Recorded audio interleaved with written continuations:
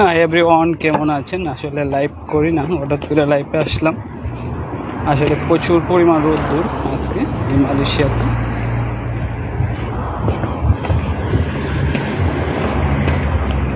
এই যে বিল্ডিং আমার, আসলে মালয়েশিয়াতে খুবই পুলিশের যন্ত্রণাদায়ক হচ্ছে।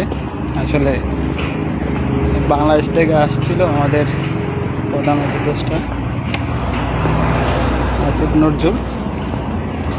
মানে এই দেশের মধ্যে এমনি কাজ নাই বর্তমানে, খুবই সমস্যা। তারপরে পোলিং চালু করে দিয়েছে, এর মধ্যে অবৈধ আছে লাখ লাখ মানুষ। আসলে বৈধকরণের কোনো আলাপ আলোচনাই নাই। মিডিয়া অনেক সময় চার্জ করছিল বলে বৈধকরণ নিয়ে কী করছেন, শুধু একটা জিনিসই বলছে, মানে আলাপ করছে, কোনো ফাইনাল ডিসিশন হয়েছে না। আসলে লাখ লাখ মানুষ অবধি হয়ে রয়েছে।